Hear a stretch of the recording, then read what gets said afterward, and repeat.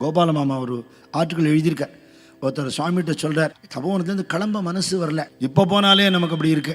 சுவாமி காலத்தில் அந்த உஷத் காலத்தில் சுவாமியோட விஸ்வரூப தரிசனமும் அந்த தீபஜோதி வழிபாடும் தபோவன ஸ்தோத்திரங்களும் சுவாமியே ஒரு பாட்டும் மணி அடித்து அடி எடுத்து கொடுக்கறதும் அவரோட திருமுக மண்டலத்தை பார்த்துட்டு தேவா அப்படின்னு மதுரமாக அவர் சொல்கிற குரலை கேட்டுண்டு அந்த பாட்டுகளில் அனுபவித்து பாதுகாப்பு பூஜையை பார்த்து பிரசாதம் எடுத்துட்டு சுவாமியே பரிமாறத்துக்கு கூட வந்து அவர் பண்ணுற உபச்சாரம் எல்லாம் அனுபவிச்சுட்டு இப்படி ஒரு அலௌகீகமான ஒரு அன்பை நம்ம எங்கேயும் பார்க்கலையேங்கிற ஒரு தாபத்தோட கிளம்பணுமே, என்ன பண்ணுறது, பிராரப்தம் இழுக்கிறது அப்படின்னு தோணும் இல்லையா.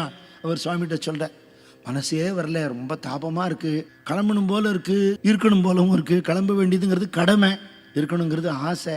உத்தியோகம் இருக்குது, குடும்பம் இருக்குது. சுவாமி சொல்கிறார், தப்பு இல்லை, அதுவும் பண்ண வேண்டியதுதான்.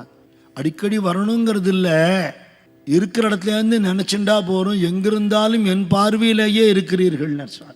நான் உன்னை பார்த்துட்டு இருக்கேன், எங்கே இருந்தாலும் இங்கே எதிர்க்க வந்தா தானா, எங்கே இருந்தாலும் என் பார்வையிலேயே இருக்கிறீர்கள். நினப்பு தான் முக்கியம். எத்தனை தரம் வந்தோங்கிறது முக்கியம் இல்லை, எப்படி இருந்தோங்கிறது முக்கியம், என்ன உள் வாங்கிண்டோங்கிறது முக்கியம் இல்லையா.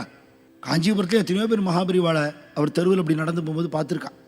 என்கிட்டே ஒருத்தர் சொன்னார், எல்லோரும் நமஸ்காரம் பண்ணுறதை பார்த்துட்டு எதுக்கு இந்த கழவரை போய் விழுந்து வந்து கும்பிடுறா, இவர்கிட்ட என்ன இருக்குன்னு நான் நினச்சிருக்கேன், இன்றைக்கி போய் அதிர்ஷ்டானத்தை சுற்றின்னு இருக்கேன் அப்படின்னார். திருவண்ணாமலையில் யோகி இருந்தவர் எத்தனை பேர் அவரை புரிஞ்சுண்டா இல்லையா, சேஷாதிரி சுவாமியில் எத்தனை பேர் புரிஞ்சுண்டா.